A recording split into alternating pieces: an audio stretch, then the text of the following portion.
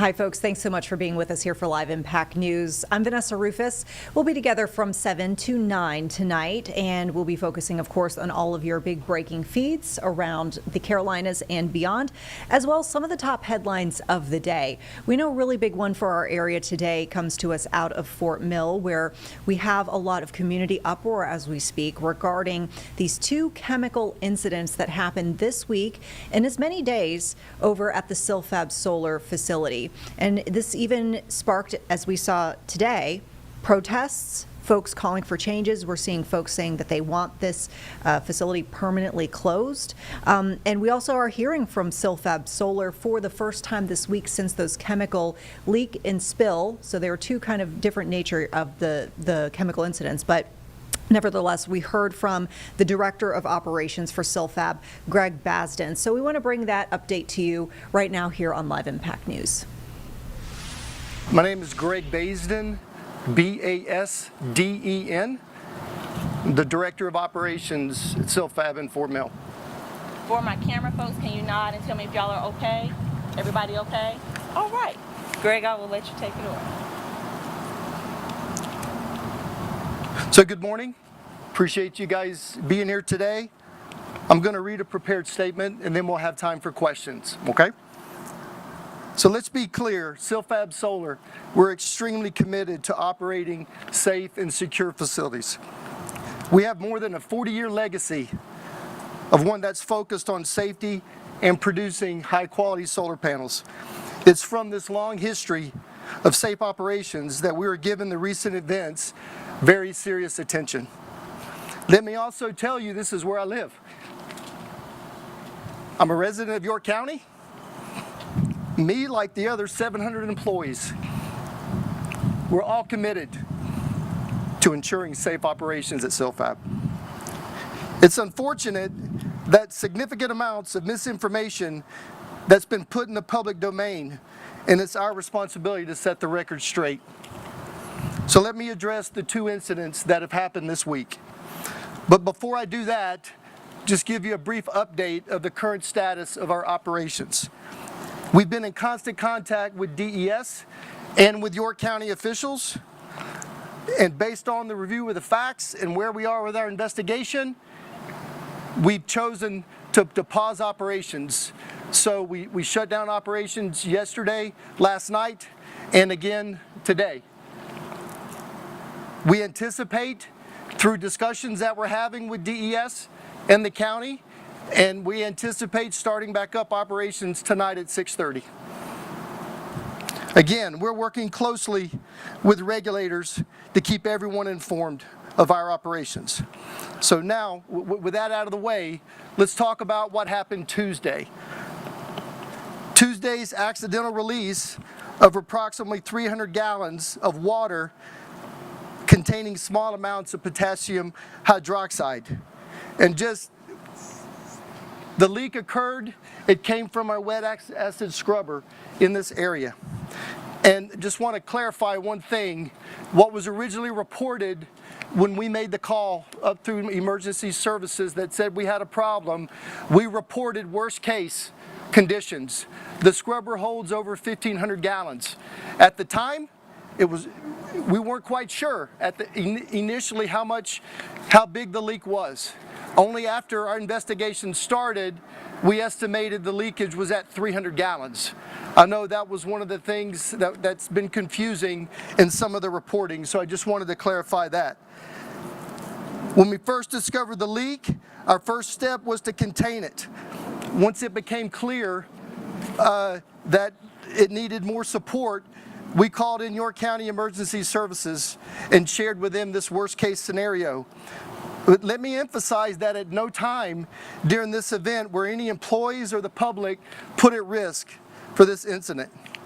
In fact, this was immediately or very quickly confirmed by emergency personnel who, when they were on site, who determined that there was no immediate threat. And at least the quick response, they left soon after. After that, we called in a company, a contractor, the experts in cleaning up. They cleaned up this area for us. And then after that, based off of the 300 gallons, and in communication with DES, we made a decision that we would clean the pipe that runs from the culvert all the way to the retention pond. We decided it's best to drain the retention pond. In fact, we're doing that right now. The draining should be completed this afternoon. And then the next step will be a skim level of soil remover. Again, this is worst case, just in case scenario.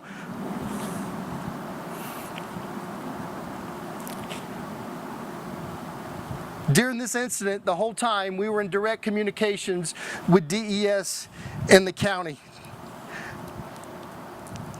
Lastly, working with DES, we committed to share our results in the form of a report. We owe that to them on Tuesday the 10th. So at this time, it's premature to get into any details in the specifics of the investigation and the corrective measures. So now let's move on to what happened yesterday. It was reported that we had a new leak of hydrofluoric acid, which created a lot of attention. Here's what actually happened. Last week, the end of last week, when we received the first shipment of HF, several thousand gallons, and it's stored in the third door over there, we offloaded, and part of our follow-up inspections, we recognized very small drip that was occurring at the base of the tank. There's a bulkhead that has a flange that attached to it. We communicated with the vendor who we purchased the tank from. They recommended we tighten the flange. We did, and it reduced the leak. Unfortunately, it didn't completely eliminate it. It brought it down to roughly 1 drop an hour. The plan forward is we will be transferring the HF. We have another tank in there. We'll transfer it to that other tank. Again, these decisions were made last Friday. When we found the drip, we immediately contained it, absorbent mat, neutralizer, and at the rate that it's dripping, it far from required any communications in our reaction plans. The fact that it's neutralized, the fact that it's contained inside of a 100% containment building that qualifies as it wasn't necessary to communicate it. Again, this happened last week, but word came out about it yesterday. Again, at no time, even during this trip, were our employees or any of the community put at risk.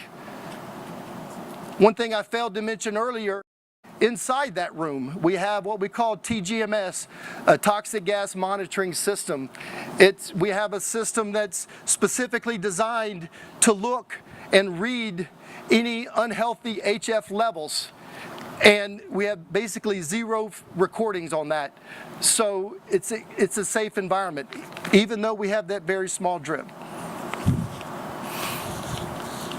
With all that in mind, it's been a struggle for us to understand why this elevated to a point that resulted in school closures. Let me be clear. We follow state and federal protocols and procedures to alert authorities. We followed the protocols on Tuesday. We followed the protocols last Friday when the drip was initially found. If and when a situation develops that requires an alert and a response, we'll make those calls right away. That's exactly what we did on Tuesday. So this never even began to rise to a notification level. Silfab strongly disputes the classification of this brief negligible drip as either a leak or a major incident. Again, it never rose to a level that would prompt or should prompt the school district to cancel classes on 2 concurrent days. It's unfortunate that the school district decided to cancel without having all the details. Again, I can't express enough, Silfab, we continue to work closely and cooperatively with all parties, especially DES and the county. Finally, let me tell you that we do have evidence that one or more individuals have trespassed on our property and likely provided parties with false information that may have contributed to needlessly alarming the public and spreading misinformation. We have turned this information over to local law enforcement, and we will press charges. I want to express my sincere apology and concern to the parents. I know your lives were disrupted. It's unfortunate, but it could have been, it wasn't necessary. I want to wrap up before questions with really three things that are so important. We're committed to a safe operation, 100%. We continue and we will work closely with DES, with the county, and the EPA. You know, we look forward to a visit from them. They will be here next week, and they're going to be auditing our risk management plan. We welcome that. And then lastly, it goes without saying, you know, Silfab will investigate what, if any, steps are needed to prevent anything like this from happening in the future. So that's the end of the prepared statement. We'll start with questions. All right, and before we get to those questions and answers with reporters today, we just wanted to let you know, breaking into the Live Impact News studio, we got a brand new statement from Silfab Solar within the last 10 minutes. So just as we were coming on the stream here, they sent this to our newsroom. You might remember in that press conference, the director of operations there talking about how they intended to open at 6:30 this evening after that pause on production operations. Well, we're learning that that did not happen as they were expecting. Here's the statement tonight. They say in collaboration with state officials, Silfab Solar will continue to pause operations at its Fort Mill facility through the weekend. During this time, Silfab employees will be on site for non-production related activities while discussions with federal, state, and local officials remain ongoing. They go on to say Silfab looks forward to restarting assembly activities, those consistent with the safe and normal operations that began in October, on Monday at 7 p.m., following the U.S. Environmental Protection Agency and the South Carolina Department of Environmental Services reviews on site that day. They conclude by saying Silfab remains committed to continuing safe operations at Fort Mill for its employees and the community and welcomes the additional reviews by DES and EPA. So once again, Silfab will indeed remain paused. Contrary to what we were hearing could happen with a reopening potentially at 6:30 this evening, that did not happen. We're going to take a quick break. Of course, we will return here with more from the Silfab situation. We mentioned we have this question answer session that continues with that director of operations. So we'll have that for you in 2 minutes.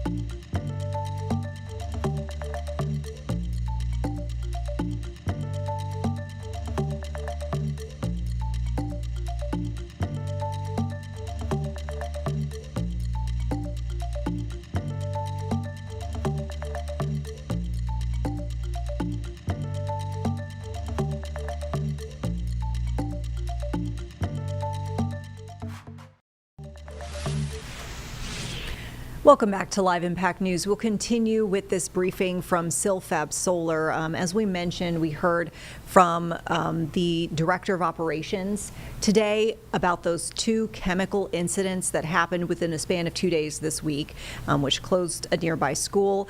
It sparked a lot of outrage from community members who felt like this is a safety concern that they thought was going to happen, because we knew that leading up to the actual start of the Silfab operations, there were a lot of public hearings where we heard from these community members.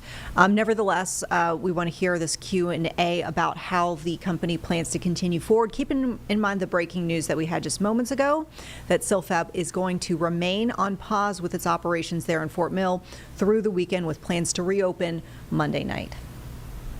Harold and Rock Hill, first of all, thank you for having us here today.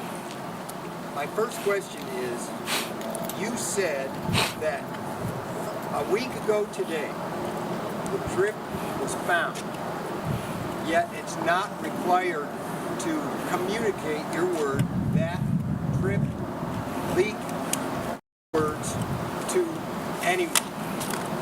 Whether or not that is the case, did you or did Silfab or did Silfab not tell York County or DES or anyone else in an official capacity a week ago today that there was an HF leak at drip and or leak at your plant?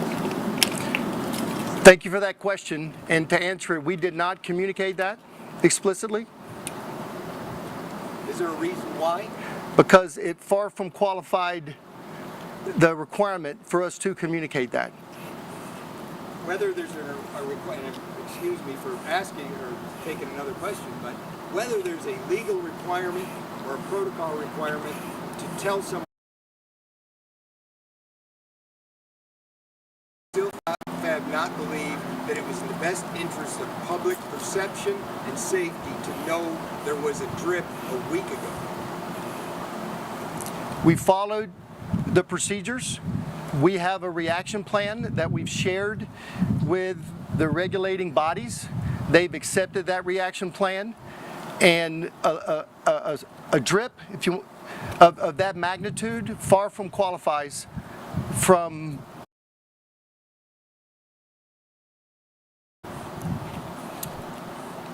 What would you say to parents who say that it doesn't belong here, this close to the school, and that they want y'all gone, they want y'all not in this area?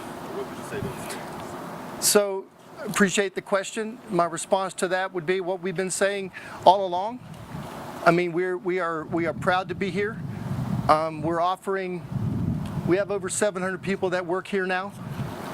We have significant levels of safety protocols that are in place.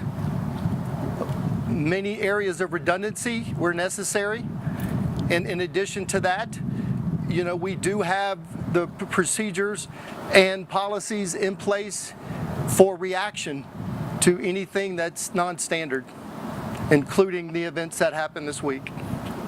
So they're concerned I'm sorry. about being this close to the school, or the plant being this close to the school, the parents' concerns, or are you trying to help them say that you should be here?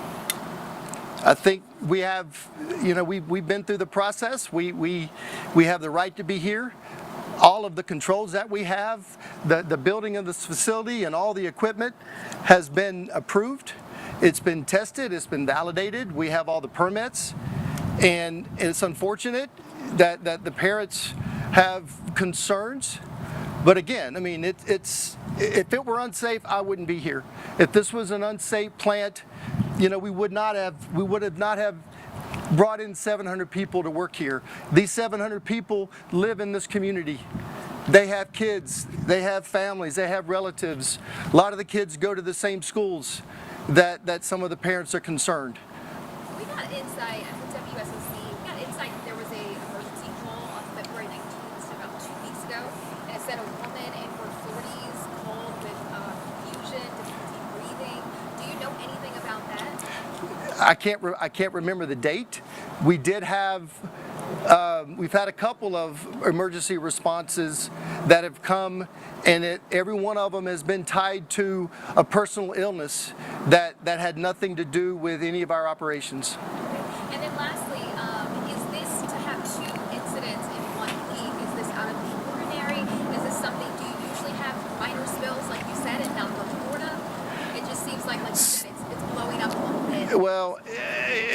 It is blowing up, right? And I would say that it's unexpected, okay? But I will say that in manufacturing, in handling with tanks and piping, it's not unusual to, even after testing, it's not unusual to see very small drips. That's why we inspect, when we fill tanks, we inspect every connection to look for those things. Can we go into WETE? So to be clear, this drip happened during the delivery, and then a follow-up question: how often in the last month, however long, how often does that happen? So it happened not during, it was notified after the delivery. The delivery process, I mean, it took a couple hours to offload, and it was after the delivery when our facility team was doing their required inspections of the system, including the piping, they detected drip. So how often, you said that that's not unusual, how frequently does that happen? But it's first time it's happened here.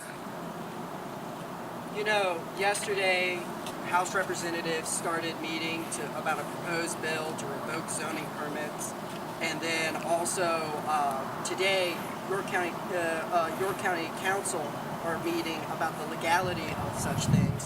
What is your response to so many government boards thinking about what your future holds? It's a great question, and quite honestly, I don't have a response to that. But I will tell you that, you know, we have representation that are supporting us, and they continue to be in discussions with county and DES officials. Hi, you said this leak happened a week ago. Why did this come out yesterday? Why didn't it come out right away from your point of view? How did this come to be? And you did hint that people have been, you said you have evidence of people trespassing and sharing false information. Were you referring to the incident of the quote-unquote HF drip? Is that the We've had other incidents, but that's the most recent. Okay. That's the most recent. There are photographs that showed up, you know, that were taken in the middle of the night. Photographs of that door down there, you know, that has identification. Part of our process when we recognize that we had this small drip, there's several things we have to do, right? We contain it, and one of the things we do, we cordon off the area, right? And that includes identifying the door, do not come in here until we can resolve this. So there was a picture taken of that, and without understanding the context, it gets grossly misconstrued. Another question. You said specifically, and again, Andrew Dice from the Herald and the Charlotte Observer, glad you said specifically that Silfab has decided to reopen operations at 6:30 p.m. today. Is that right? No, I said we anticipate and we look forward to opening, but we're waiting for feedback with the communications that are ongoing. Feedback from whom? And I'm not trying to be difficult here, Silfab is either going to open at 6:30 or it is not.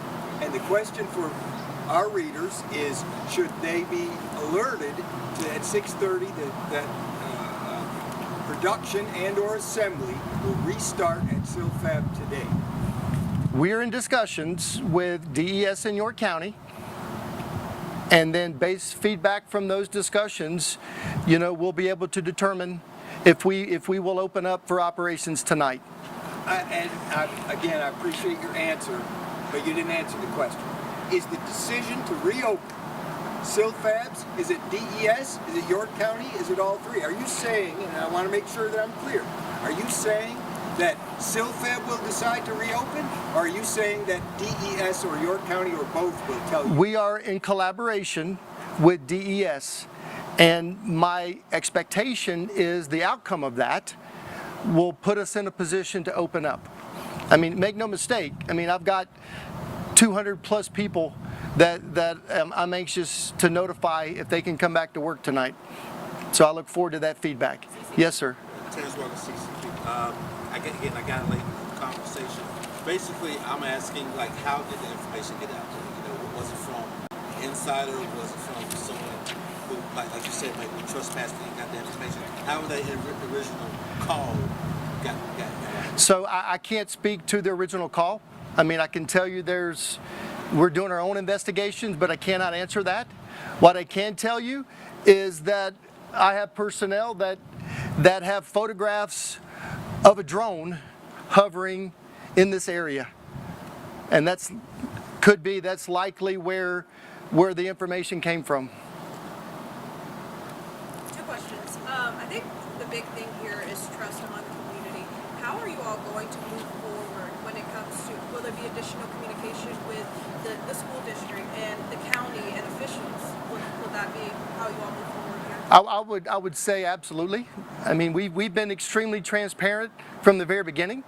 I mean, I think if you go back, I mean, this obviously has been a challenge in the community for some time, but Silfab has always been open and transparent in everything that we've done here. We've welcomed visitors, we've showed them around, we've got nothing to hide.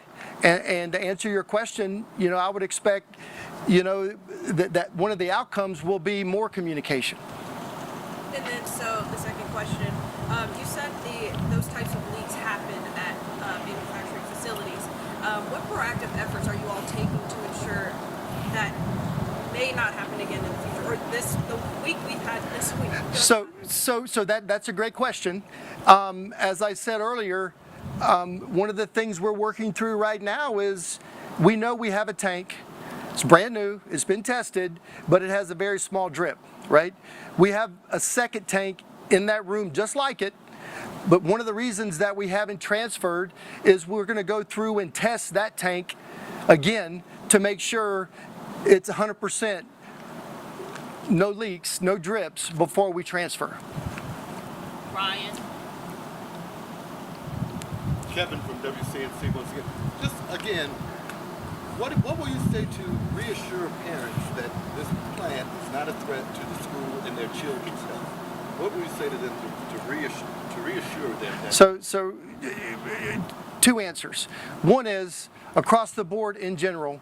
You know, we built this plant with a significant level of controls and to ensure safety of our employees and and the community.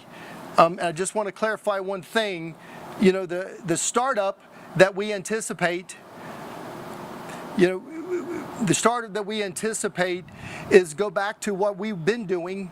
I mean, we've been in operation for 4+ months. And the operations that we anticipate starting up right now doesn't require a lot of what you see right here.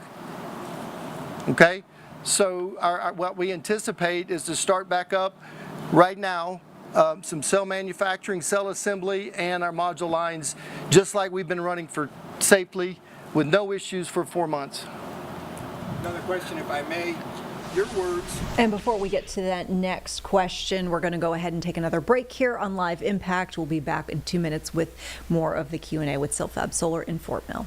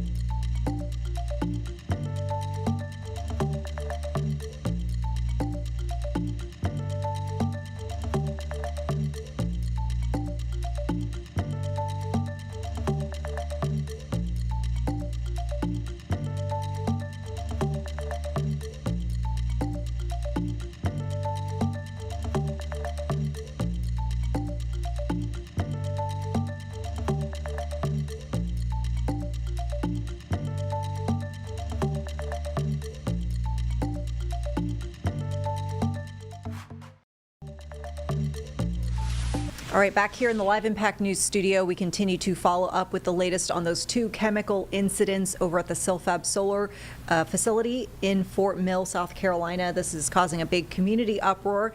And we heard earlier today from the Director of Operations their plans to keep things going at some point, because you'll remember that the facility remains on pause. And we just learned within the last half hour that Silfab was not able to reopen as it thought it might be able to at 6:30 this evening.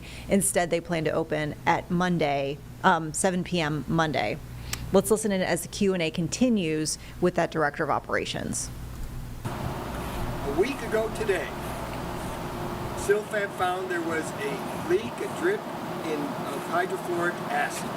Whether or not you had a requirement to notify York County, DES, or anybody else, the community that you sit near did not know about that until after the first leak.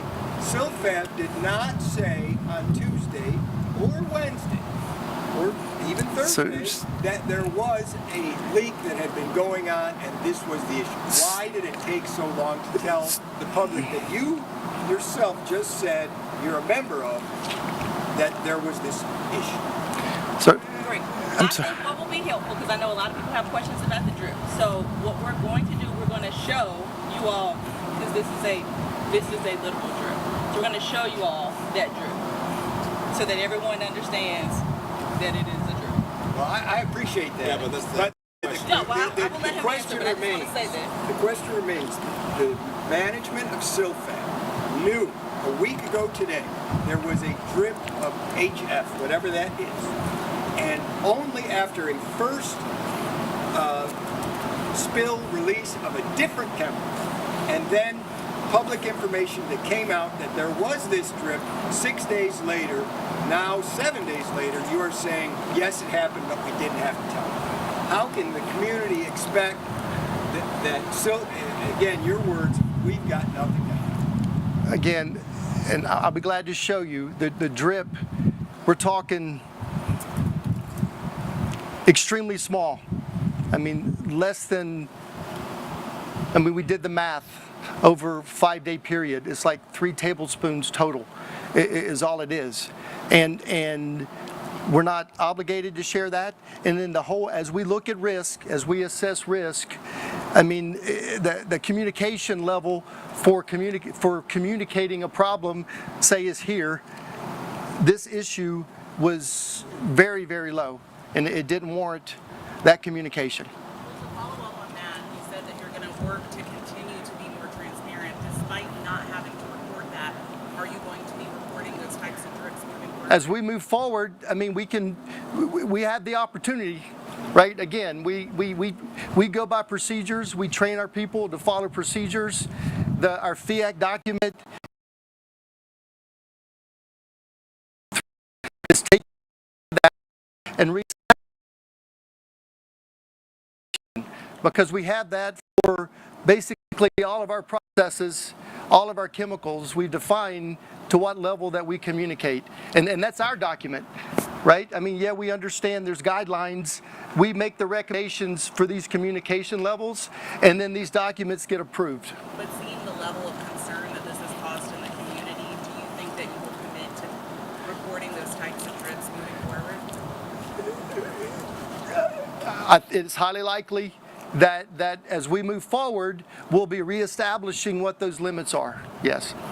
You also mentioned that the school district closed over the last couple of days because they didn't have all of the information. What sorts of efforts are you going to be taking to move forward to increase that communication and transparency with the school district? Well, so, I mean, obviously this big picture, this is a start. And we've had very good open communications with the school systems in the past. And we want to resume those, absolutely. Do you think it would be a good idea to speak with parents directly? We've spoken to parents in the past, and all along, you know, we've made many efforts in different forums to share what we're doing, to talk about our controls, our engineered controls to protect the community, the school children, and I mean, if there's a venue, and that would be helpful. I mean, we would definitely do that. be clear, you said you anticipate being able to resume operations at 6:30 in collaboration with DES and the county. Does that mean one of those bodies has given you reason to believe that that is possible? Have they communicated to you that is a possibility based on discussions? That's a great question. I think the best way to answer that is we're collaborating, and I mean, I'm a production guy. I want to run. I've got people that I want to bring to work. 200 plus people that come in tonight, and 500 people in total. And I'm optimistic that the groups that are having those discussions, you know, will reach a resolution that would allow us to start back up. All right. We're going to have this one last one, and then we're going to wrap up so we can start seeing some of the items. Last question, if you're wrapping up. You said that you have been in good communication with the school district. The school district said in a news conference yesterday, their superintendent asked York County at 5:53 a.m. yesterday if there was a problem at Silfab Thursday. They said no. Less than an hour later, they got a call back from York County that said yes, there was a problem. Did you, meaning Silfab, call York County and say we have a problem yesterday? Who called York County to say yes, we do have a problem? We got a call from York County. So And asked we got a call from York County yesterday morning early, before 7 a.m. And the question was asked by York County EMS, because the picture I'll show you on the door over there, that picture made its way through social media, misconstrued. Question was asked, and then that's when Silfab responded about we've had a small drip that's 100% contained. All right. So from here, what we need to do, if I know we had some, your phones have been obscured. If we can keep them obscured, we cannot record inside of this building, but I want you all to fully witness and see with your own eyes what the drip looks like. We can't record in there because it's proprietary. It just is. Yes. Can we record outside shooting it?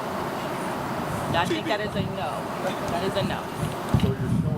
So you're just physically showing us. I mean, just see with your own eyes. Showing you no video.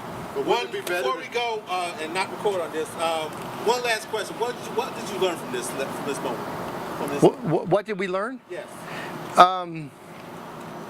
We learned that we put good systems in place. There's opportunities to make improvements across the board.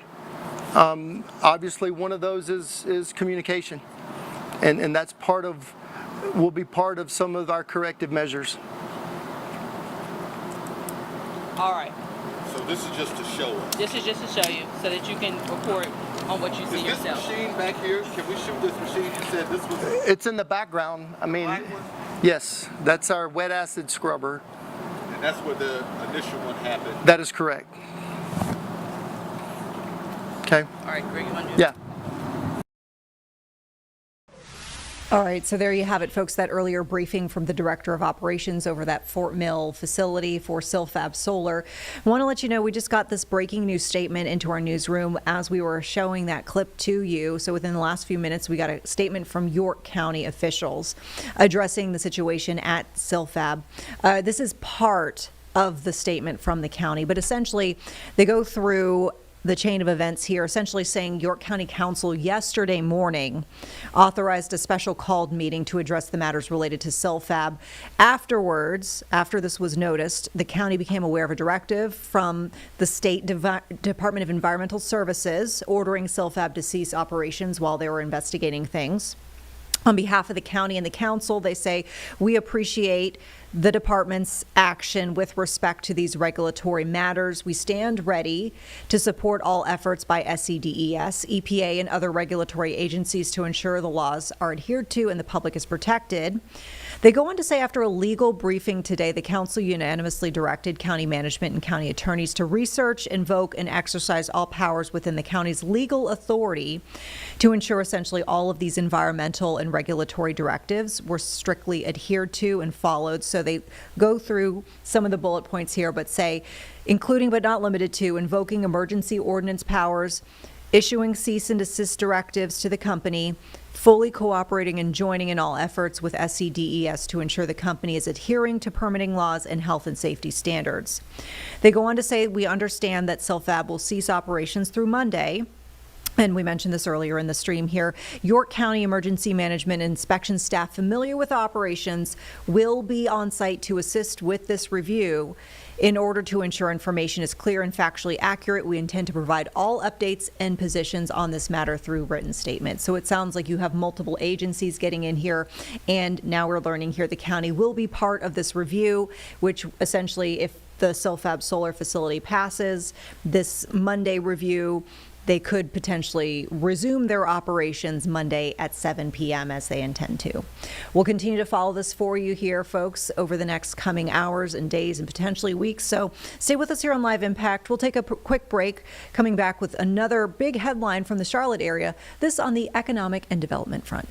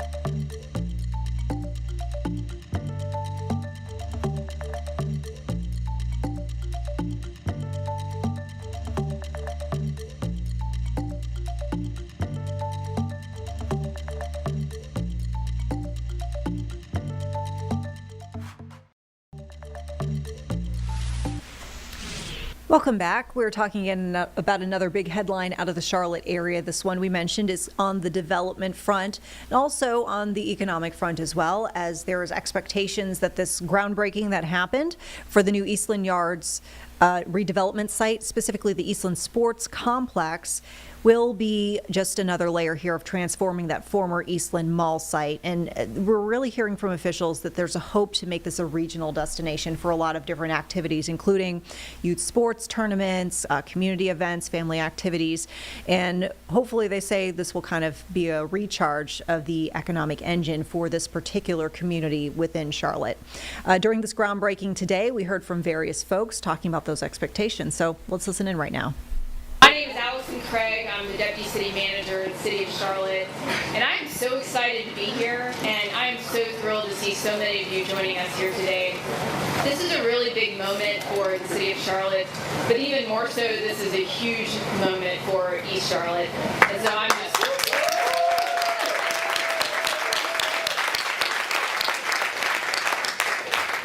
So in sports, everything begins with a signal. It's a tip-off, it's the opening pitch, it's the starting whistle. It's the moment in which preparation turns into action. And today, this feels like this moment for us here. This beautiful sunny day, I mean, could you have asked for a more gorgeous day for a huge occasion like this? This sunny day, this feels like our starting whistle. So let's get started. I would like to welcome Mr. Gerald Patton to deliver our invocation. So please join us on stage. Thank you so much.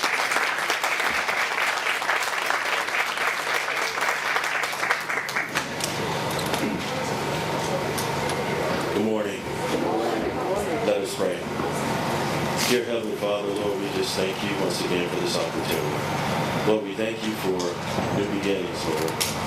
We thank you for an opportunity to start fresh and anew. Lord, we cannot forget the former things, Lord, nor can we dwell on the things of the past. But behold, we know that you would do a new thing, and it would spring forth, and it would be a river of growth and development for this community, Lord.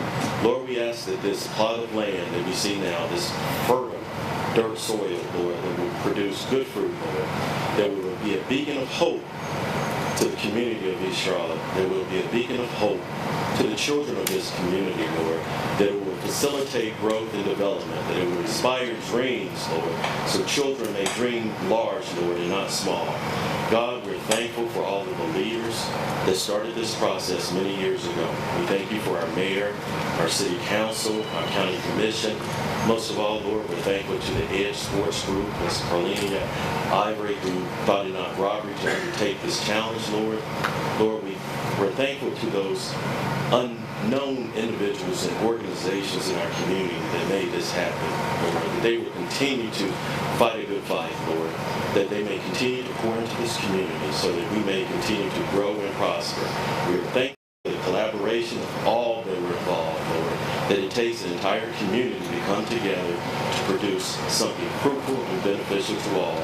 And Lord, as we leave from here today, Lord, that we leave with a sense of inspiration, that this will not just be a one and off project, Lord, that it will create remnant that will flow from outside of the walls of Eastland Yards into the greater and wider community of East Charlotte, that we may continue to do and produce good fruit.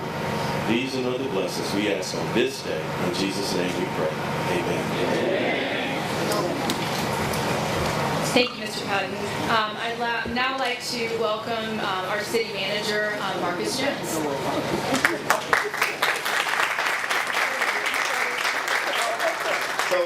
good morning. It's great to be with you today. I have some prepared speaking points, but I am not going to use them at all, okay? There's too much energy in this room, and it's been too long coming. So I want to start off, before I introduce the mayor, to just start off with things. When you look around this tent, and you look at the diversity in the tent, it's what the East Side is all about. And you have so much passion, and we have passion too. We've seen it out here. We've seen it in the council chambers. We've seen it all through the community. And so I think it's really, really important. One thing that I learned a long time ago is you don't begin thanking everybody because you'll miss somebody. But is Mr. Eastland in the house? Where's Todd? Where's Todd? Okay, there we go. So, Todd, thank you for the long weekends. Thank you for the long nights. City Council, thank you for pushing us, cajoling us, challenging us. I'll leave some of the other words out. But we got there, right? And if you look at the folks behind me, that they play such a big role in making sure that we can do something really, really special on the East Side. So I'm super excited to be here, to be a part of this great day. And I'd like to now introduce our mayor, Vi Lyles.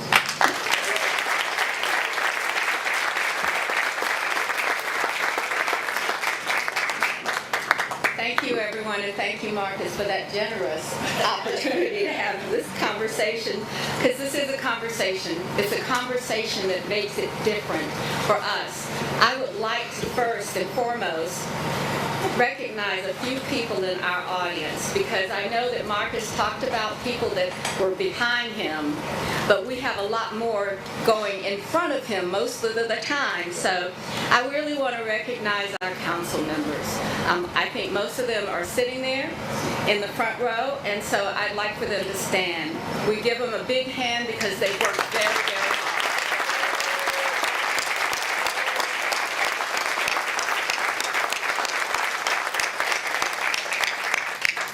I would also like to recognize another group that helps us every day that we have to go to Raleigh. And sometimes it's not easy, but we have a delegation of people that work really hard for us in Raleigh. I know they must all be tired because they've just had an election, but I would like to have the delegation from Charlotte to stand today and be recognized as well.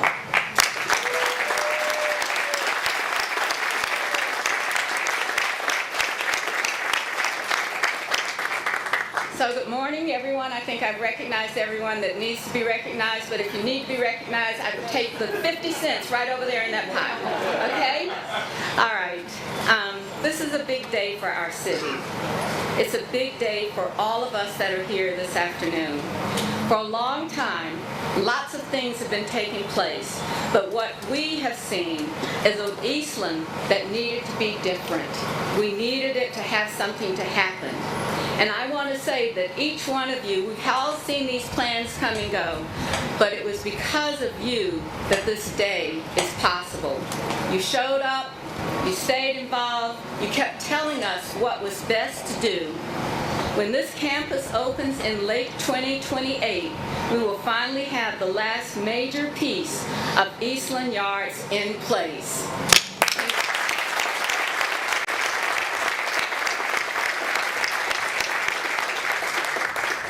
Teasing some of the council members when I said that I remembered Eastland, and it was because of the fountain that was in the apartment complex that you could go and have a little bit of a fun thing. But we're going to even make it better. We're going to have a place in this space where we're going to have kids playing, families cheering, and visitors feeling out what we can do more than this. This isn't just going to be about sports. It's going to be about opportunity. Some of these folks that are sitting out here probably had a job working in one of the malls that we had, but imagine as we begin to work for sports and entertainment and all of those things are going to happen. So I believe, and I know all of you that are standing here today or sitting here today know that this is going to be something very special.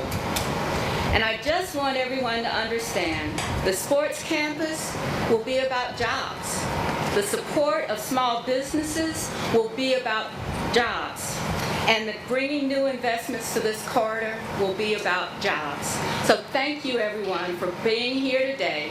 Thank you for all of the time that you've spent, all of the effort that you've had in place, and more importantly, what we will be able to do in the next 2028. Thank you very much.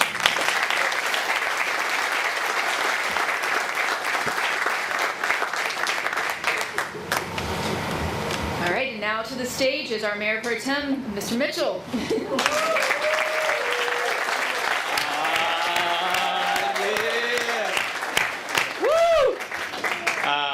Let me do this first. I'm going to start off with some thank yous. And then I'm going to tell you a story of really how we got here. So first, let me thank the citizens of the East Side. If you're a resident of the East Side, raise your hand right now.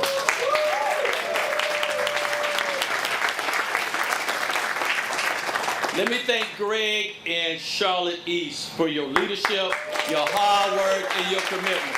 Greg, please stand up. Greg, thank you. I call her the mayor of the East Side because she encouraged me and she always provided wisdom. Well, Asterisk, please stand up. The mayor of the East Side.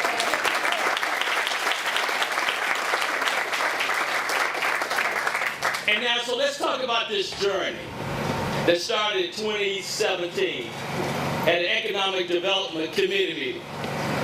And Ron Kimball at that time was giving us an update about amateur sports. And this young lady who was representing District 2 at the time leaned over to me and said, I'm gonna become a consultant for the city of Charlotte. And I'm gonna consult on amateur sports. Because I'm gonna tell you, I took my 2 boys up and down the road and flying all over this country playing AAU basketball. And I looked at the young lady and I said, well, aren't you gonna continue to serve and represent District 2? She said, no, baby, I'm running toward Hyde Park after I get through with this 6-month term.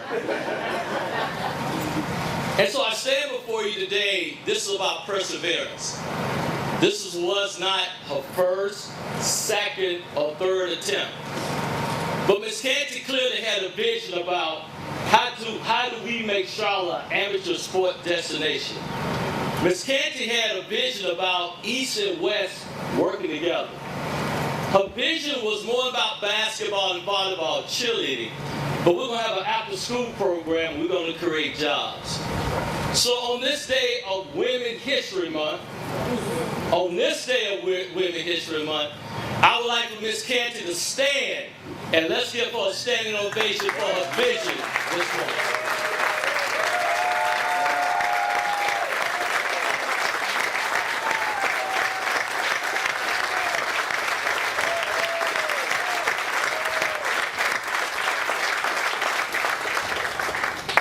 So what she did, she went and hired probably 2 of the people who love her the most. We call him the advisor. He's known as the husband, Mr. Raymond Canty. And then she got this sharp young brother who the first time I met him, he just talked about, I really don't know what I'm doing, but Miss Canty told me to show up at this meeting, and now I'm here. But we're here because Robert Bolton and his growth and his belief, and he bought into the vision as well. So how many of y'all remember the Rocky movie? How many of y'all are Rocky fans remember the Rocky movie? Y'all remember that scene when he beat Apollo and he was in the ring, he said, Adrian, we did it. Y'all remember that? So I'm going to say this. East Side, we did it. East Side, we did it. Thank you.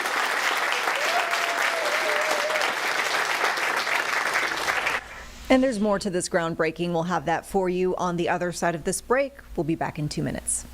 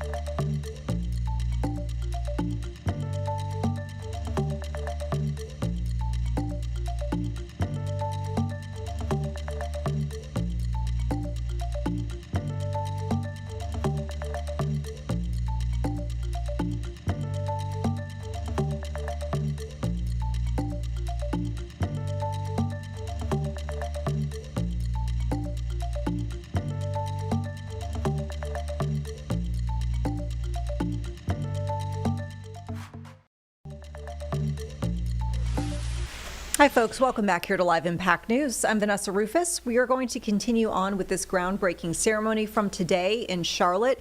You might remember the various layers here of the redevelopment of the former Eastland Mall site, Eastland Yards redevelopment. We are seeing the groundbreaking underway now for the Eastland Sports Complex, and this is supposed to be, according to officials, not only a rejuvenation of the actual site itself, but also they hope that this will be a rejuvenation of the economic engine for this specific neighborhood in Charlotte. Let's listen into this press conference as we're picking up in the middle of it, if you will. Maswera Arias, District 5 on the east side.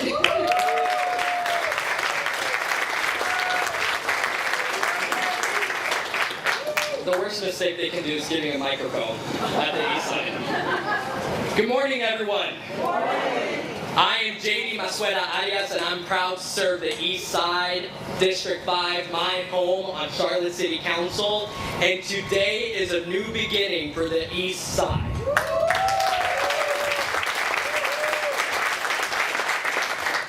Being here today means a lot because this community raised me. I grew up right here, coming to Eastland Mall as a kid. For some people across the city, this might feel like the start of a project. But for the people who live here, the families who grew up going to Eastland Mall, the neighbors who watched this land sit empty, and the residents who organized and spoke up when things felt stuck, today is the continuation of a story that began a long time ago. Eastland Mall closed in 2010, and for decades before that, it was more than a shopping center. It was a gathering place. Families came here on weekends, kids learned to skate, people worked here, met here, and built memories here. When the mall closed, the community was promised something new, something better, something that would once again make this place a center of life for East Charlotte. But the truth is, that path from that promise to today has not been easy. For more than a decade, this community saw plans come and go, proposals were debated, timelines shifted, and for so many residents, they did not experience progress, but rather stagnation. By 2023, frustration reached a boiling point. There were competing proposals: aquatic centers, tennis facilities, esports venues, retail concepts, and many residents felt like those decisions that were being made about their neighborhood excluded them. But something important happened, something that the East Side does best. The people of East Charlotte spoke up. Neighbors organized petitions, community leaders held meetings, residents packed city council chambers, and they made it clear that they wanted a place that served families, young people, and the everyday life of this community. They wanted recreation, they wanted an opportunity, they wanted something that reflected the culture, the diversity, and the energy of East Charlotte. And because they spoke up, the conversation changed. City leaders, many of whom are sitting here today, asked developers to come together. Competing visions were merged, and a plan began to take shape that centers sports, community activity, and economic opportunity. And today, we are finally breaking ground on the next chapter of Eastland. And since joining the City Council, it has been very important to me, it has been personal to me, that we move this project from discussion to real action. In the past months, we have approved the first small businesses that will call Eastland home. A coffee shop and an ice cream shop, which I hope you all were able to enjoy some Manolo's Bakery, because they will have a place at home here in Eastland Yards. A dance studio, and a salon suite, ensuring that local entrepreneurs from this community are part of the future that is being built. And we also scheduled this groundbreaking and are moving this project into construction. And we are going to continue to explore ways to bring even more life back on this site, including opportunities to bring ice skating and hockey back to East Charlotte, something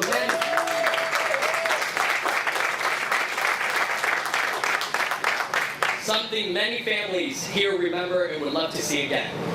But today is also a signal A signal that East Charlotte is open for business, and it sends a clear message. East Charlotte matters, because strong communities create strong economies.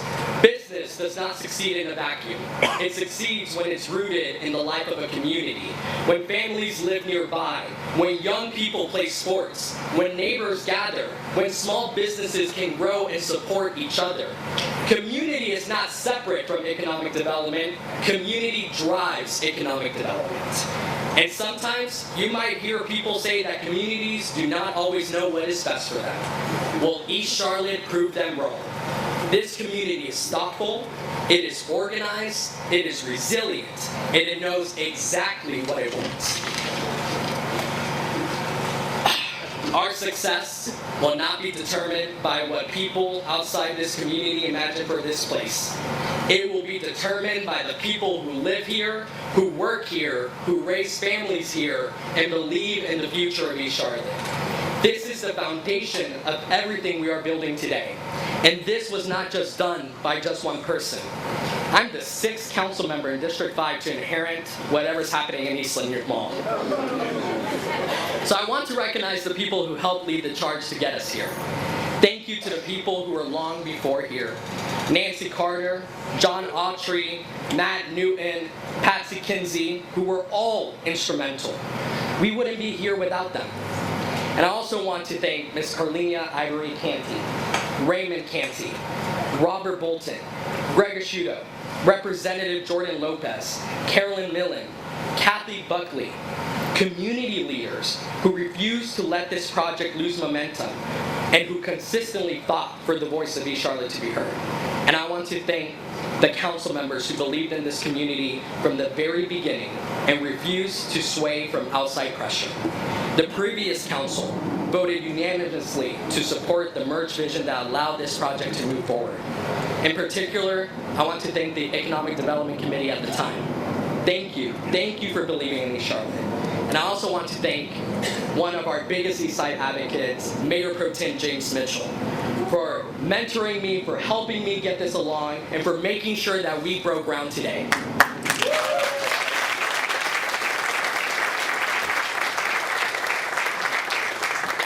This moment would not exist without the leadership and without the persistence of community.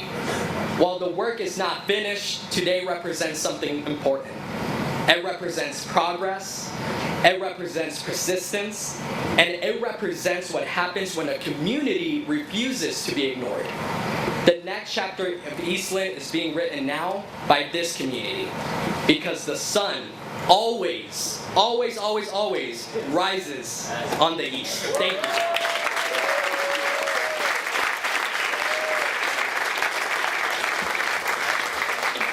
Thank you. Now I want to recognize the sports team to give an overview of the project.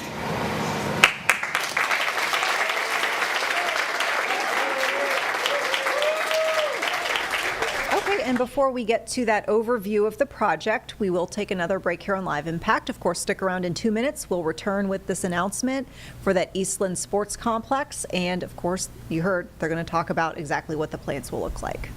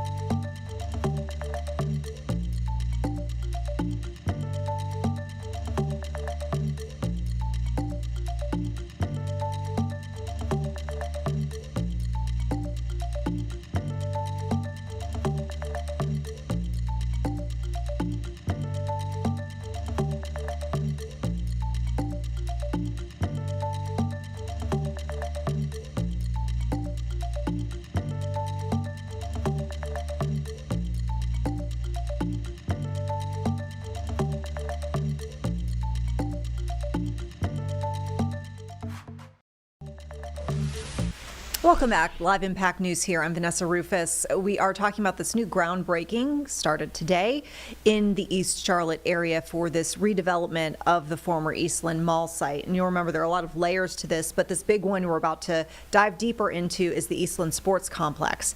It is a $67.1 million sports complex, and we are hearing from officials that this has the expectation, if you will, of injecting this area with a little bit more economic juice and bring folks in, tournaments they're envisioning here, community events, family activities. We left off right when they were about to actually describe what this project will look like. You can see some renderings. So let's go ahead and dive in with that. I really didn't, but I'm glad it did.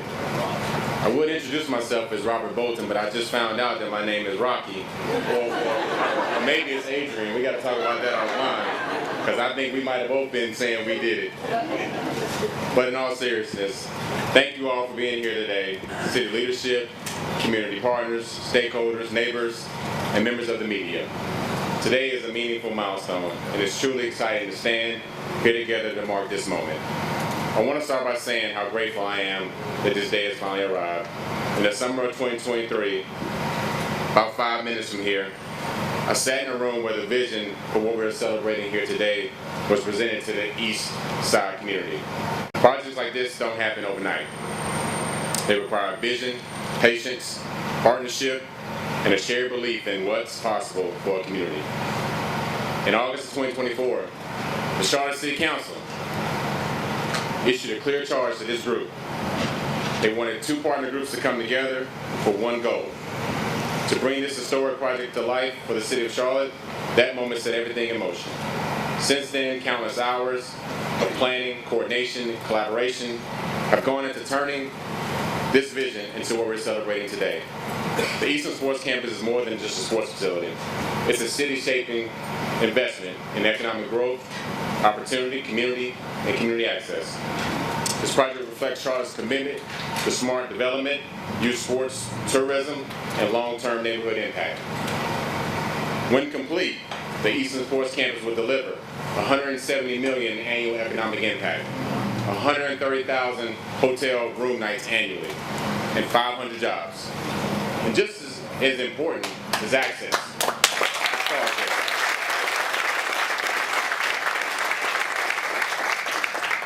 And just as important as access, 1,000 hours of free community use will be available for the indoor sports complex. This means real benefit for local families, young athletes, community organizations, and the broader Charlotte economy. Before I close, I want to take this moment to recognize partners who made this project possible. This campus exists because of collaboration, trust, and a shared commitment. First, I want to thank to the Charlotte City Council and also city staff.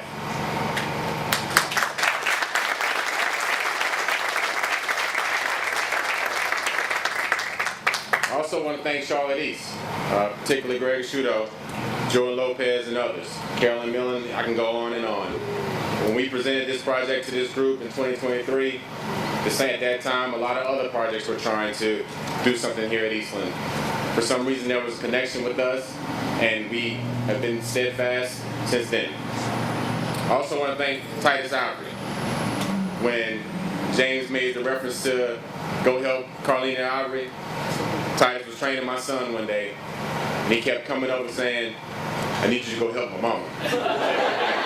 And I kept saying, "Help your mother do what?" My mother wants to do a sports complex, and I know sports, but I need somebody who knows it from a business standpoint. I said, "Well, I don't know if I'm that guy, but I'll go." And so, that's how Titus and I connected. And he introduced me to this beautiful woman here, Carlina Ivory Canty, who I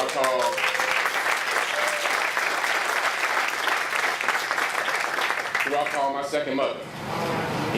If we don't believe in God or whoever your higher being is, there is a thing.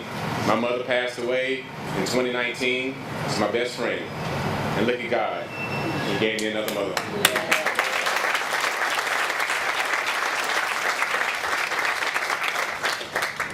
My wonderful children, RJ and Caden, who have asked me on many occasions, "Dad, when's the sports complex coming?"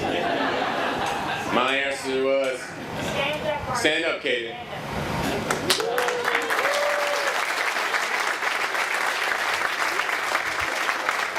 You want a real example of economic impact? My other son, RJ, I put on the plane at 6 o'clock this morning to go to a tournament in Memphis, Tennessee. And so if you want to hear about economic impact, I live it every day. I'm giving some money to mid-Tennessee. But in all seriousness, everyone that has moved this project forward, thank you. Thank you for your leadership, belief in this project, and dedication to the city of Charlotte. We would not be standing here today without you. This project shows what's possible when public leadership, private partners, and community priorities come together. Thank you again for being here and supporting the future of Eastland. Next up, I'd like to introduce Brian DeVellis from Edge Sports Group. Brian and I met about 3 years ago. We didn't know each other at all, but he's been a supporter from day one in this project and the vision. He was instrumental in helping move this project forward. When as James would say, Robert, we're getting this thing done, I would say, I think so. I would go to Brian and say, hey, how are we going to get this done? Brian and his team from Edge Sports Group, he's going to tell you more about it. They've done great things with sports complexes across the United States. And so he's been very instrumental in helping us to this day. So please join me in welcoming Brian DeVellis.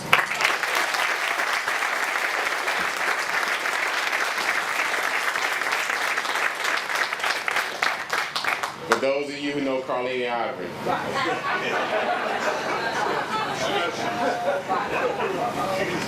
I said here, this morning I said, I'm going to give you this pen, and I'm going to give you this paper, and everything you need to change. She didn't take my instructions. But I want to take a special shout out to my father, Robert Bolton. Yeah.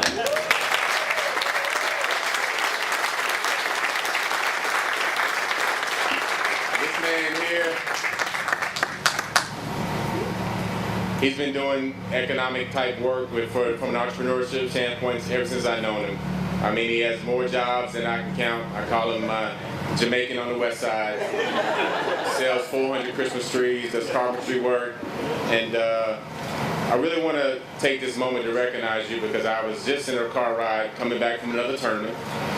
And a gentleman beside me, I find when you ride in the car with people for 8 hours, your authentic self comes out at some point.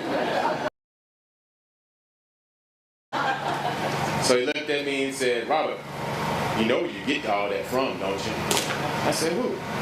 He said, you get it from your daddy, Robert Bolton. And he started telling me, Dad, about businesses you hadn't even told me you had back in the day. So here's to another business of the Bolton legacy, sports complexes. Thank you.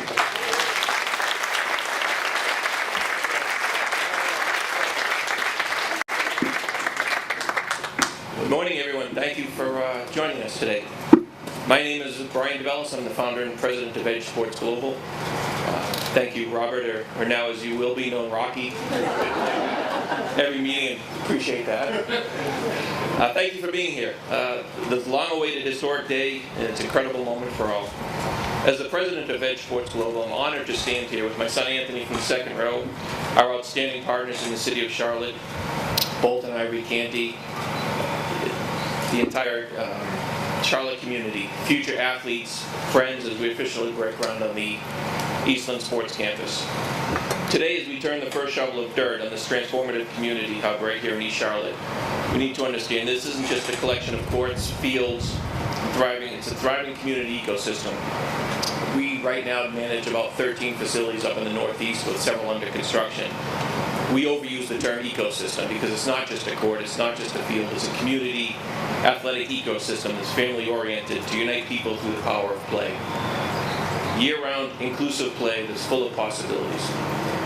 This campus will not only drive economic vitality, it will boost youth sports, tourism, create jobs, but most importantly, it will provide every child and family a place to grow, compete, connect, and dream even bigger than ever before. For years at Edge Sports Global, we've specialized in creating family-oriented, inclusive athletic sports ecosystems through strong public-private partnership. Eastland Sports Campus perfectly embodies that mission. Recreation meets opportunity, where Charlotte emerges as a premier youth sports orientation and destination, and where the next generation discovers their true edge. So as we break ground today, let's not celebrate just the steel, the hardwood, and the turf, but the lives that will be changed, the memories that will be made, and the brighter future that will begin right here in Eastland. If you join me now in welcoming our next partner, my partner, your next speaker, Jim Cantalupo. Thank you.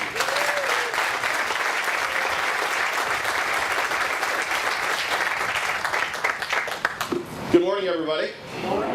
It's truly an exciting day for Charlotte Soccer Academy and for our entire Eastland community. As president of CSA, I could not be more energized about our partnership with the City of Charlotte to transform former Eastland Mall into a premier sports complex serving the local community, and internally being a home site for our Uptown and Matthews branches within the Charlotte Soccer Academy, known as CSA East. This project is more about fields and facilities. It's about vision. It's about impact. It's about creating access and opportunities for generations of young athletes across the greater Charlotte area. Charlotte Soccer Academy is the only full-service club in the greater Charlotte area, offering our members opportunities to play and develop at all ages and levels. From recreation to the elite club, national leagues, competing in the top programs in the country, we are also one of only 2 clubs in North and South Carolina that offer every level of play under the United States youth soccer structure. The distinction is important because it reflects who we are at our core. Our mission is grounded in 5-pronged philosophy. 1, first, an integrated soccer experience, providing access to all levels of play. No matter where a child begins, CSA offers a pathway forward.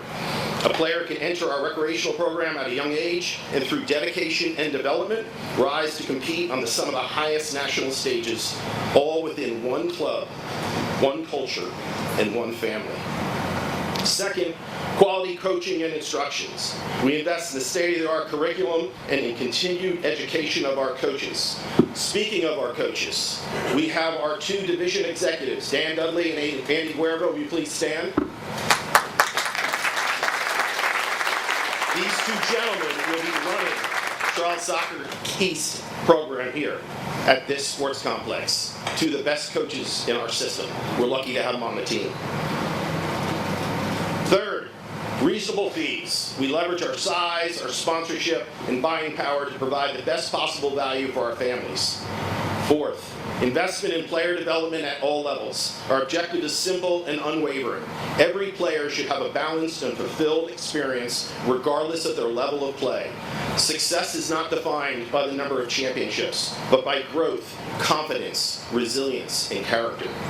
And fifth, a family-oriented environment. At CSA, players, parents, coaches form relationships that last a lifetime. The friendships built on our fields extend far beyond the game. This new sports complex will allow us to live out a mission in even greater ways within this community. It will provide increased access to high-quality fields. It will create space for more training sessions, more matches, more community events, and more shared experiences. It will strengthen our ability to serve families in Uptown, Matthews, and across Charlotte. Most importantly, it represents a shared commitment between CSA and the City of Charlotte, a belief that sport is a powerful force, community development, leadership, health, and unity. Today, we're not just redeveloping a property, we are building a destination for opportunity. We are creating a home where players of every age and ability can dream bigger, work harder, grow together, and have the opportunity to play the world's greatest game. Thank you to the City of Charlotte, to our families, and to everyone that believes in our mission. We cannot wait to see what we build together on and off the field. Thank you. All right, and there you have it, folks, the groundbreaking today for the new sports complex that's going to be at that former Eastland Mall site. Interesting concept in the sense that it is anticipating to bring multiple types of events, including youth sports tournaments, family activities, and project leaders say that this sports campus could generate about $169 million in annual economic impact. They believe it could create more than 500 jobs and produce about 130,000 hotel room nights each year. We'll have more as that project continues, of course.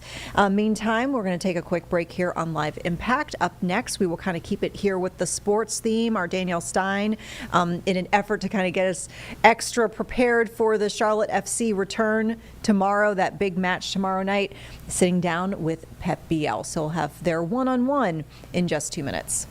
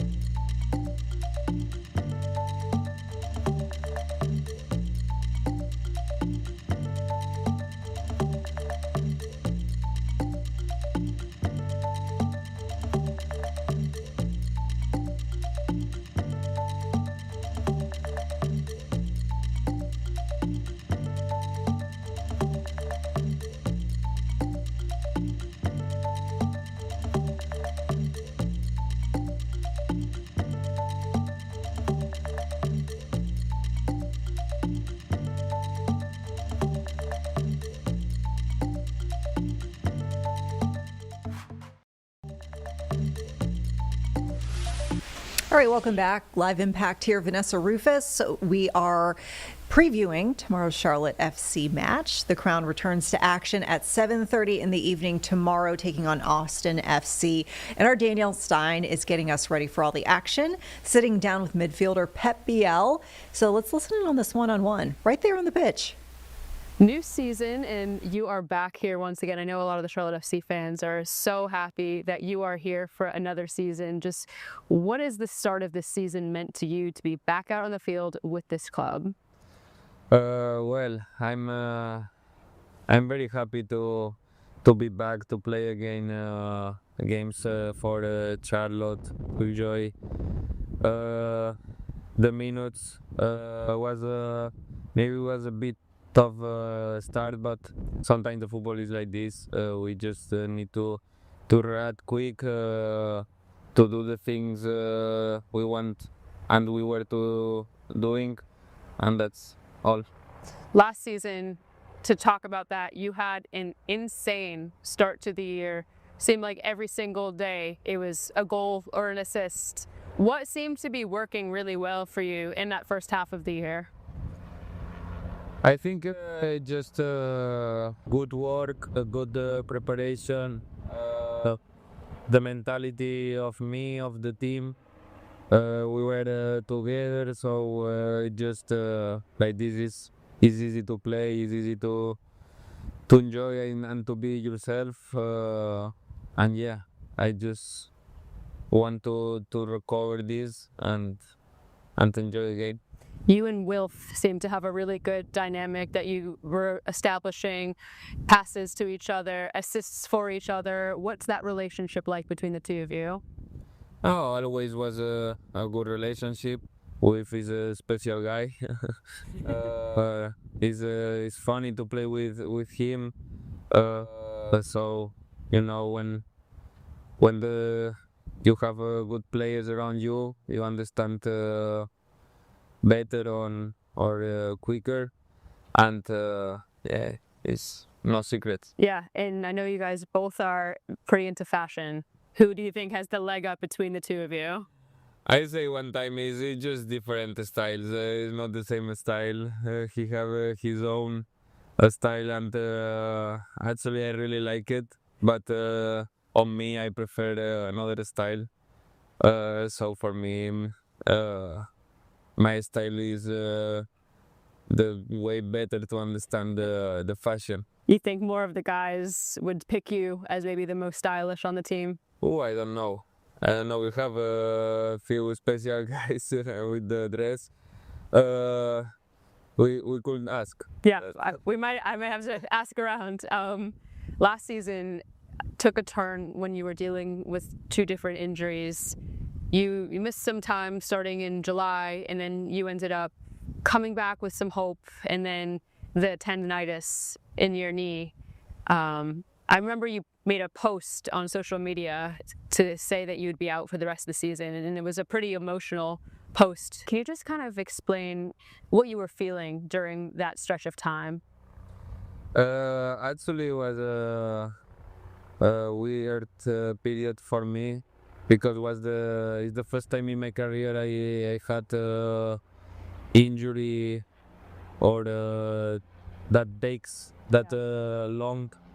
But actually, it was the information was wrong because I never had the problem with my knee. Okay. I mean, I had a problem in my knee, but I play the all year with this problem. So I just broke my tendon in the hamstring. Okay. And this was very frustrated period because actually I was feeling fine day by day in my life, but when I start to run or something like this, was another feelings.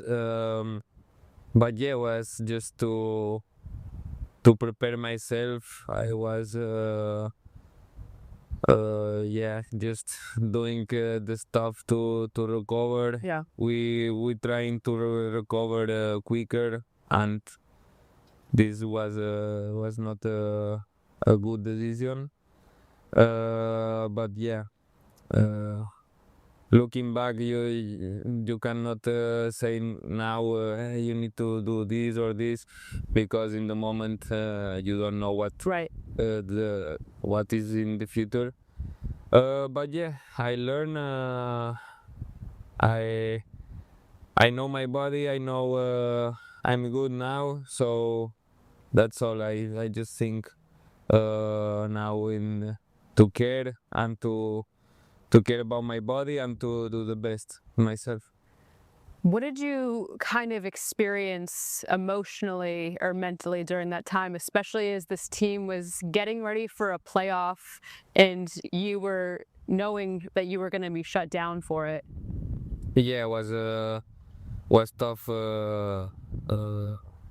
situation for me like this because it was the first time in my career, was the very good period for me, and then is the race is over of something don't depend on you.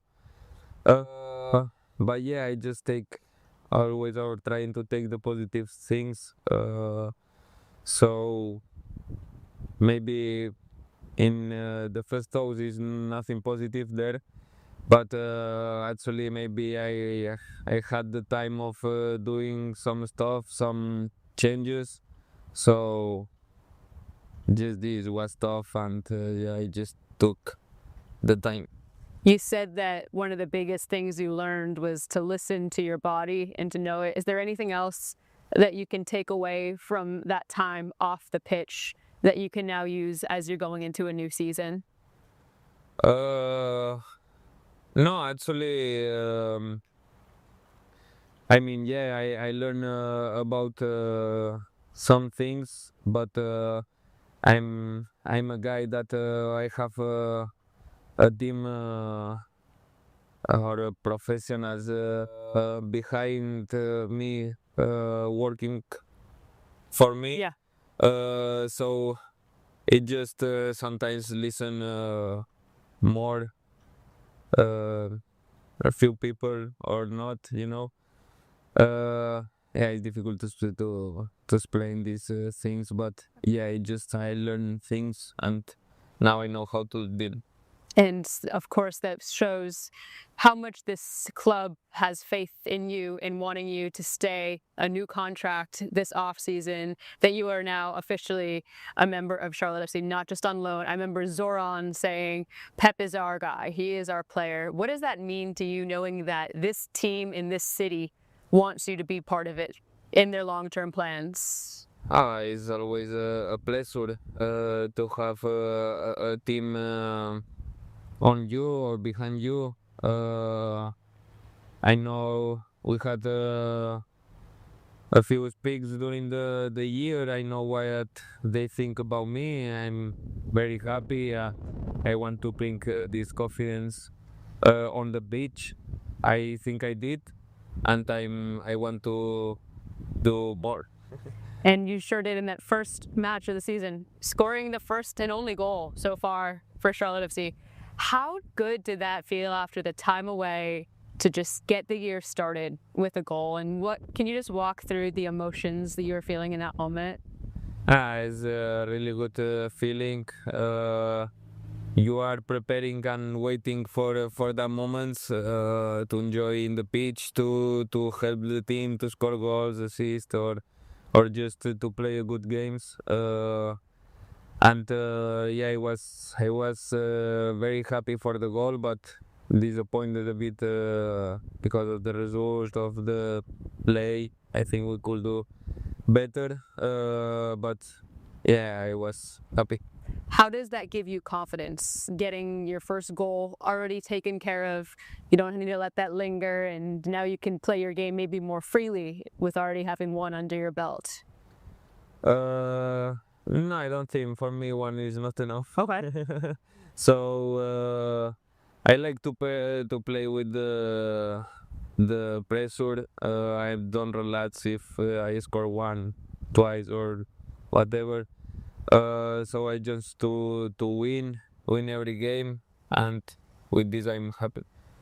The first 2 matches away from home. Now you have 5 straight here at the bank. What does this place do for your club as you guys are taking the fields? What does the crowd give you that helps you guys be so successful when you're playing at home? I think energy, a lot of energy. You can feel it even when you go to the warm-up, when you enter to the game. Is special. Yeah, it's energy, adrenaline. This I think they are giving to us, and for that is special. This day. It is, and even with the results in the first 2, there's been a lot of talk about not hitting a panic button just yet. There's no need to worry because it's still so early on. What is that kind of conversation inside the locker room in terms of keeping your focus just ahead to the next match? Yeah, it's the same thoughts. It's just 2 games. It's nothing to do. For sure, you need to wake up and get some results. But we know if we are doing our things, the good things, we know we can achieve many things in this league. And there you have it. Of course, 7:30, as we mentioned, tomorrow is the big match over at Bank of America Stadium. We'll have the very latest for you here on WCNC+. Up next, remembrances of a civil rights icon. We're going to take you to the funeral for the late Reverend Jesse Jackson, where we heard various speakers, including former presidents. We'll be back in 2.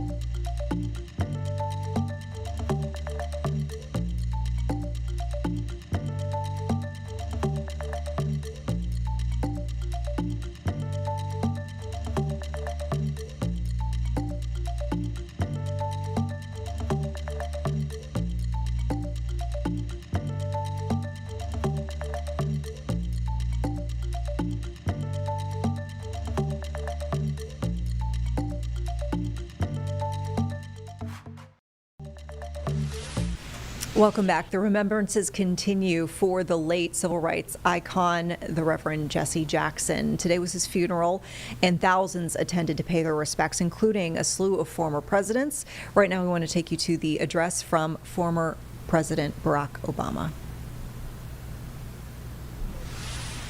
Conspired to try to hold him back. Born out of wedlock to a teenage mom. Growing up under the oppressive cloud of segregation, confined to schools, sports facilities, movie theaters that were separate and unequal. It was a world where on Thanksgiving he'd have to wait for his mother to come home on the bus carrying leftovers from the dinner she had to cook for somebody else. A world designed to tell a child that he or she could only go so far. That to think otherwise would be foolish or dangerous. And that wisdom required you to accept your lot in life. And young Jesse refused to accept that verdict. He was a born leader, an athlete, a talker, knew how to talk, star quarterback, student body president. He could have succeeded within the confines that were determined for him and had a successful life. But like so many of his generation, so many extraordinary civil rights leaders in the late 50s and 60s, that Joshua generation, he instinctively understood that individual success meant nothing unless everybody was free. So he became inspired by the bus boycotts in Montgomery. He led 7 black students into the whites-only library, sitting down and getting arrested for reading. Think about that. The library closed, but then it reopened. And when it did, it was open to everyone. Send me, Jesse said, even as a young man, and the world got a little bit better. By the time Reverend Jackson graduated from college, he had attended Chicago Theological Seminary. He knew the nature of his calling, and he became, as everybody knows, the youngest member of SCLC, assigned to lead Operation Breadbasket here in Chicago, right around the time that Isaiah Thomas is talking about. And it was during this period, and especially after Dr. King's death, when the optimism of the early movement had begun to fade and leadership had begun to fracture, and when the country seemed to have grown bored, gotten weary of the idea of justice and equality, and moved on to other concerns, that Reverend Jackson rose above despair and kept that righteous flame alive. Through Operation Push, he led boycotts and challenged corporate policies around hiring and contracting, recognizing that civil rights without economic justice was an empty promise. He backed unions in their organizing efforts and activists in fair wage campaigns, understanding that if the have-nots and the have-little bits ever learned to make common cause across racial lines instead of fighting each other over breadcrumbs. Everybody would benefit. He helped register millions of voters. He fought against biases in the criminal justice system. He drew attention to local abuses of power and called folks at the national level to account. And by the early 80s, he was delivering that message of change and hope across the globe, freeing hostages from captivity, fighting to end apartheid in South Africa. And then, in 1984, as the powers that be in Washington were rolling back hard-won progress, slashing the social safety net, when more and more folks were getting left behind, and greed was being trumpeted as a virtue. See, we've been there before.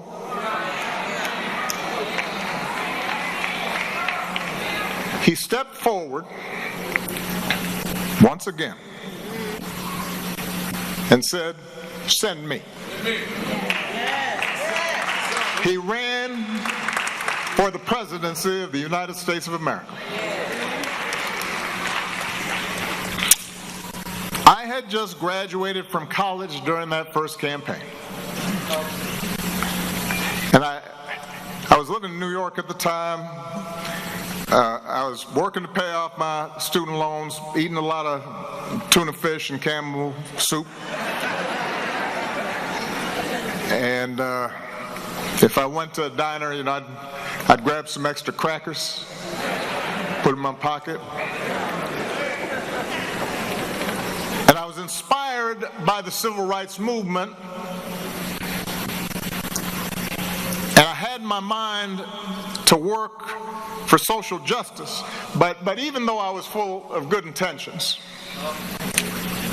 I was uncertain of how to serve and fighting off self-doubt.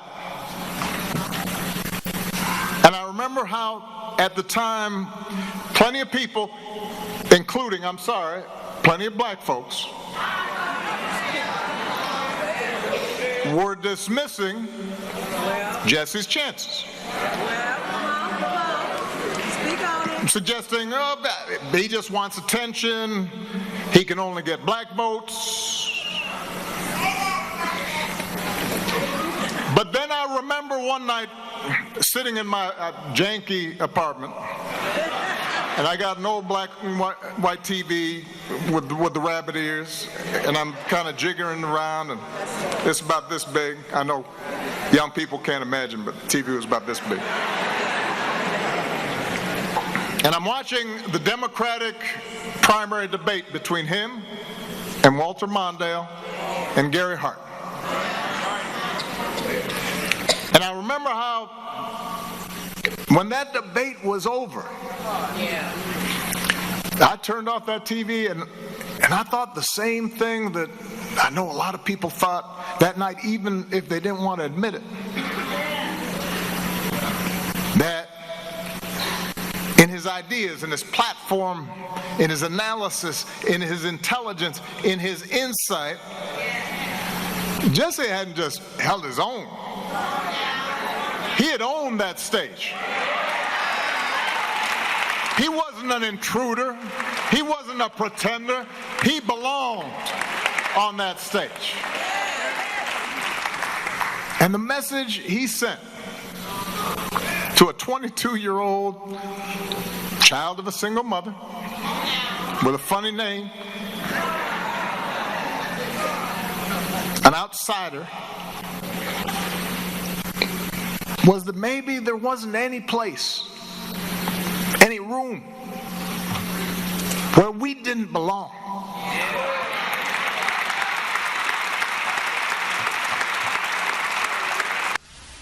All right, so once again, that was former President Barack Obama reflecting on the life and legacy of the late Reverend Jesse Jackson. We will continue with more coverage from the funeral today there in Chicago with Chicago Mayor Brandon Johnson. That's in 2 minutes.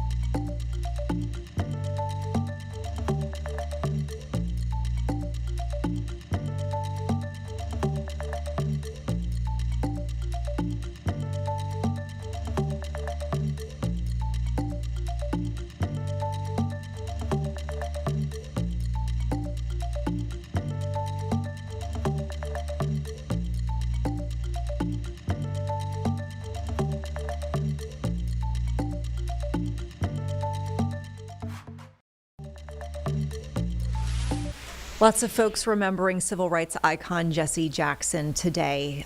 We are seeing some clips from the funeral. We just heard from former President Barack Obama with a reflection on the life and legacy of the late Reverend Jackson. Now we're going to hear from the mayor of Chicago, Brandon Johnson, who talked about just stories he has, like remembrances, and also talking about how he paved the way, Mr. Jackson did, for President Obama and President Clinton, too. Take a listen. Reverend Jesse Lewis Jackson Sr. Thank you to Mother Jackson, the entire Jackson family, for the grace and the courage that you all exude. And Mother Jackson, we don't mourn and grieve as the world because we are not ignorant to what has happened. And you will see him again. That's not a promise from a politician, but from the Word. And he said, if it weren't true, I would not have told you so. Now, to the Jackson family, I'm not trying to start any trouble, but I looked at the program and I didn't see any West Side representation. I didn't see nobody from the Church of God in Christ on the program. So I know I represent the city of Chicago, but God bless you, Bishop Cheers. I guess they wanted us to get out on time, so they... But on behalf of my wife and my entire family, I say thank you for the care that you have shown us. From one first family to another, we love you. By evidence in this audience, the city of Chicago, the state of Illinois, and the world, the country agrees. One quick story. Reverend Jackson may have been the most competitive individual that I've ever met. So a few years ago, we were wrapping up a meeting on the west side of Chicago at Reverend Johnny Miller's church. And Zeke, we started talking about football. And at the time, Lamar Jackson was on his way to becoming the MVP of the National Football League. And I looked at Reverend and I said, now there's a Jackson that's really making a name for himself. And you know, Reverend did not like that. And he looked at me and he said, you know, I played that position. And he said, you know, I was better than Lamar Jackson. Zeke, true story. He said, he might be taller, faster, and stronger, but I'm better than him. And I said, Reverend, well, that doesn't leave too many more categories to determine greatness. And I said, in all seriousness, what makes you better? He said, because of my instincts. See, in sports, you hear about how athletes have a good feel for the game. Something innate that can't be coached, that allows them to read the field and make split-second decisions that ultimately position their team to win. The Reverend will be remembered certainly as an incredible oratory champion, but to the people in Chicago, we knew him as a brilliant strategist, a master negotiator, an organizing savant.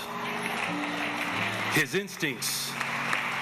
See, he didn't shy away from the painful realities of racism and hatred, but he had a God-given ability to bring people in, to encourage them in, and to enlist them into the fight of our collective liberation. It was his instincts that understood. And that's going to do it for us here on Live Impact News. We thank you for being with us. We'll turn you to our next hour of programming. We'll see you for the news at 11.